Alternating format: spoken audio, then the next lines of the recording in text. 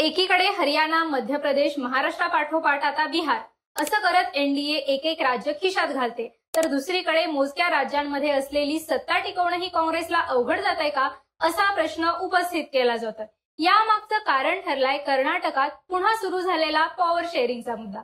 काय आहे हा कर्नाटकच्या काँग्रेसमध्ये सुरू असलेला संघर्ष आणि यामुळे सत्तेत फेरबदलाच्या चर्चा नेमक्या का होत आहेत, याचीच माहिती या व्हिडिओमधून जाणून घेणार आहोत। 2023 मध्ये कर्नाटकात काँग्रेसने बाजी मारली, पण त्यानंतर सत्ता स्थापनेच्या आधीच मुख्यमंत्री सिद्धरामय्या होणार की डी.के. शिवकुमार यावरून संघर्ष पाहायला मिळाला। पण माध्यमात बातम्या आल्या की पक्षश्रेष्ठींनी तोडगा काढत दोघांना अडीच वर्ष मुख्यमंत्री करायचं ठरवलं आणि सिद्धरामय्या यांना मुख्यमंत्रीपद मिळालं।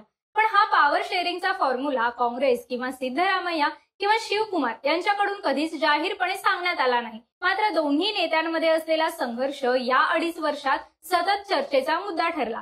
चर्चा शिवकुमारांच्या हिंदुत्वाच्या झाल्या, भाजपशी त्यांची जवळीक असल्याच्या झाल्या, यापुढे जाऊन डी.के. शिवकुमार हे काँग्रेसचे एकनाथ शिंदे आहेत इथपर्यंत बोललं गेलं। त्यातच काही महिन्यांपूर्वी काँग्रेसचे आमदार बसवराजू व्ही शिवगंगा यांनी डिसेंबरमध्ये शिवकुमार कर्नाटकचे मुख्यमंत्री होतील असं विधान केलं होतं।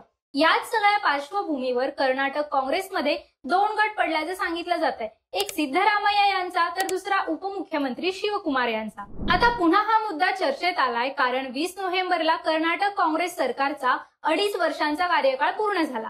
त्यानंतर शिवकुमार यांच्या गटातील आमदारांनी थेट दिल्ली गाठली, काँग्रेस अध्यक्ष मल्लिकार्जुन खरगेंची भेटही घेतली। मिळालेल्या माहितीनुसार या आमदारांना राज्यात सरकारमध्ये फेरबदल हवाय। शिवकुमार यांना मुख्यमंत्री करण्यासाठी या आमदारांकडून दबावतंत्र वापरलं जात असल्याचं सांगण्यात येत आहे।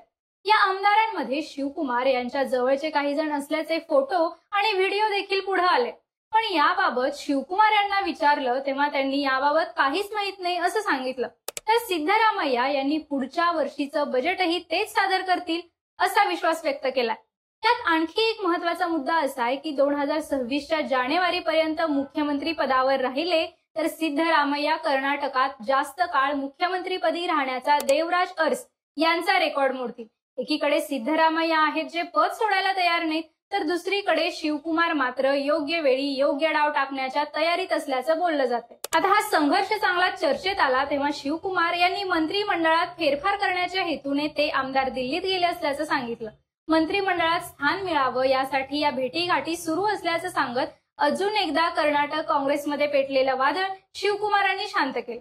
पण तुम्हाला काय वाटतं, सततच्या या चर्चा आणि समर्थक आमदारांच्या महत्वाकांक्षा यापुढे शिवकुमार यांचा संयम टिकेल आणि काँग्रेसला कर्नाटक मधलं सरकार टिकवता येईल का?